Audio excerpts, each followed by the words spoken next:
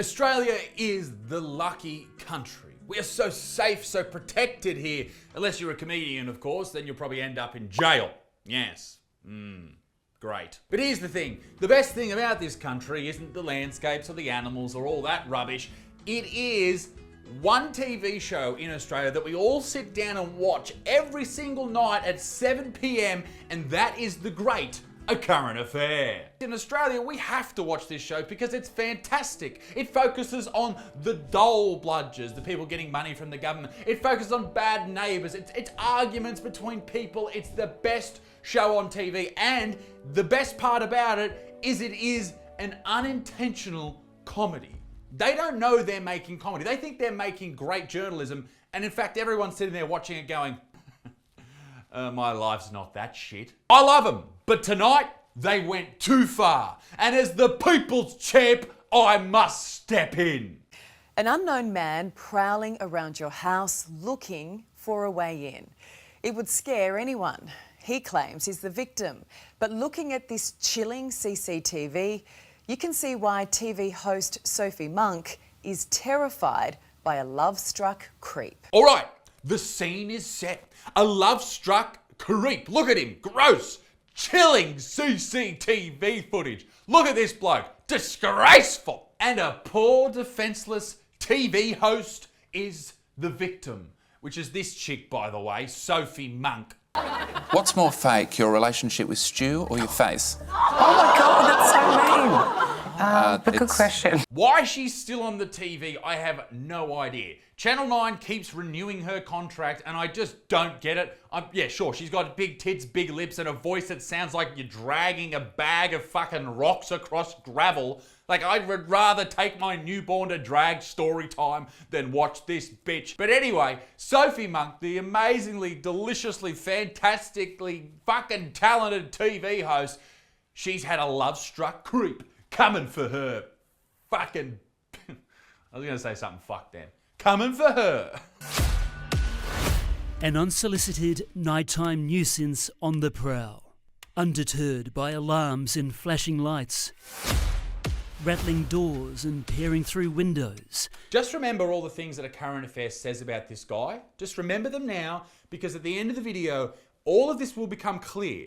And you will go, what the fuck, A Current Affair? A terrifying sight for any homeowner, let alone for the previously stalked TV star, Sophie Monk.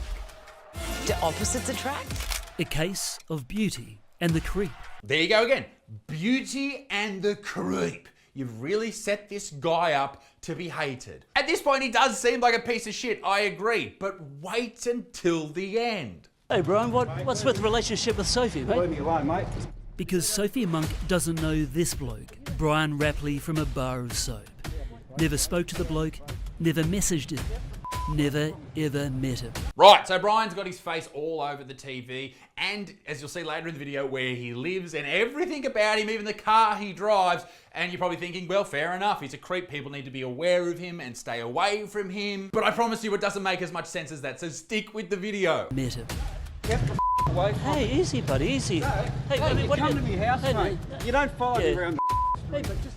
Hey, easy buddy. This guy does this shit all the time, this reporter. Obviously, Brian's got the shits. He's been chasing him around all morning. Obviously, you're fucking calling him at a petrol station. And he's definitely embarrassed by the fact that he's been called out as a creep and all these types of things, which will make sense later in the video. I promise, stick with it. And yet when he turns around and has a go at you, you're like, hey, buddy. Don't know why I did the wiggle thing there. I think it's because Anthony Wiggle, the blue wiggle, followed me on Instagram. That was really exciting. Hello, Anthony, if you watch these videos. I'm a big fan. Vision obtained by the New South Wales Police and A Current Affair captures Rapley rocking up to Monk's home at 7:30 a.m. on Anzac Day. He bangs on the door and window, then wanders around the back, shouting out the star's. Hey, did he bang or did he just knock? Let's go back to the video. That's a fucking knock, mate. Come on. I mean, okay, shouting her name, creepy. Crawling around the house like a little cockroach trying to find the fridge in the middle of the night, that's definitely creepy. But it almost looks, if we watch this footage again, it almost looks like he feels like he should be there. Like he belongs there. Like he's not trying to break into someone's house. Like he's not a weird stalker. It's almost like he was invited. Almost like he wasn't in the wrong at all. Seems interesting. Stick around for the rest of the video. Rapley opens his car door and reaches for a single red rose, leaving it at the front door. Hey, was that toilet paper falling out of your car? Okay, that's dodgy shit, mate. Why have you got toilet paper? Have you got IBS? Have you got Crohn's disease coming out the wazoo? Can you not trust a fart in the same way that we can't trust you? Although it is good to be prepared, I just don't know if we can trust someone who in the backseat of their car has toilet rolls roaming freely. So, he's dropped a red rose and a toilet paper roll. He's screamed her name. He's banged on the window. What happens next? Are you actually a stalker, Brian? Get out What of my face, happened, mate. Get out of my face. But it's Rapley's face that's plastered all over CCTV as he returns later that night, this time shirtless. He seems like the biggest creep of all time, but here is the insane part of this story. Once you learn what actually happened, everything that a current affair has done in this story immediately seems completely unethical, unnecessary, and just plain fucking rude. In fact, if a current affair did their job and gave you context to this story, you'd actually feel sorry for this dude. Anyway, so old mate here walks around some more, looks in, looks around. He almost looks like he's trying to meet someone, right? Not like he's trying to get inside or anything, like he's waiting for, trying to work out where someone is. Monk wasn't home.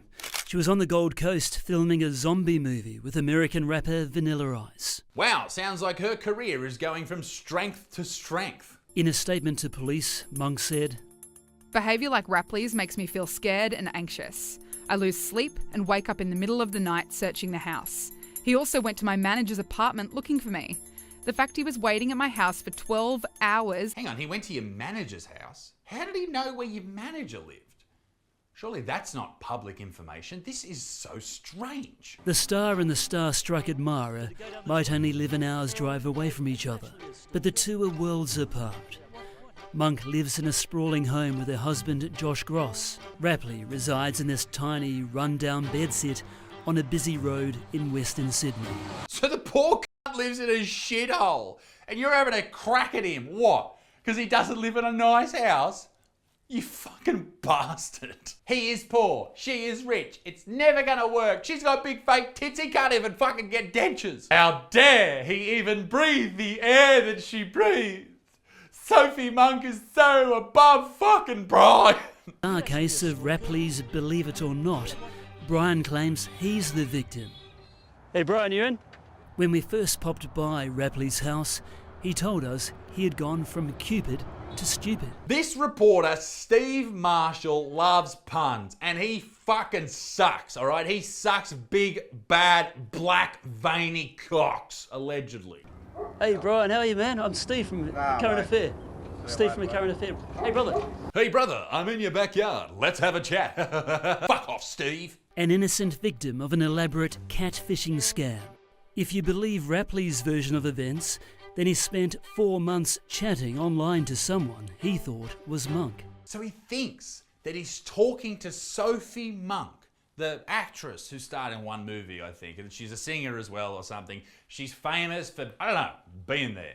Anyway, he thinks he's talking to Sophie Monk for a very long time. And over that period, they develop a relationship. They start chatting online. They're probably exchanging I love yous and I miss you. And it's not like it's hard for the person posing as Sophie Monk to send photos of what Sophie Monk's up to. It's not hard at all, right? Then Brian's sending photos back with his, I assume he has a shitty Samsung phone. He just looks like he does. But this scammer probably filled Brian's head with dreams that he was going to make it out of that shit house and off the cigarette packets. And after developing this long relationship for months and months and months, falling in love, Brian finally goes to Sophie's house to meet the love of his life, and he's been scammed. And he looks confused. He doesn't know what the fuck, why is no one answering the door? I'm supposed to be here. I brought a rose, toilet paper, gives up, leaves, gets arrested. Did I mention he got arrested? If what he is saying is true, and I don't know if it is, he got scammed, and a current affair have done a fucking hack job on this story. But a current affair loves running stories on how bad it is for people to get scammed. They run like 3 of these stories a week. All the time they're talking about pensioners getting scammed and young disabled people getting scammed and fucking everyone's getting scammed. But when this dude, poor Brian, who lives in a shack, gets scammed, They want to make fun of him. They want to turn him into this fucking villain.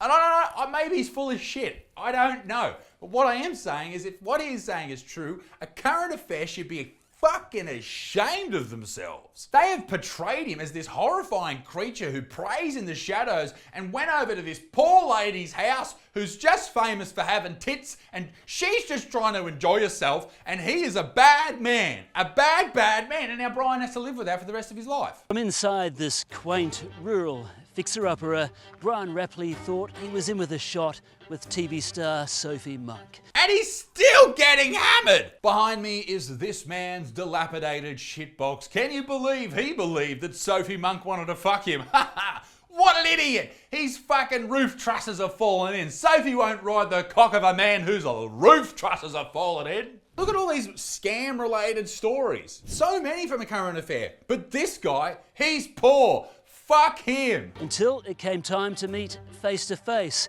And that's when, for Mr. Rapley, much like his front porch, his world came crashing down. Mate, fuck you.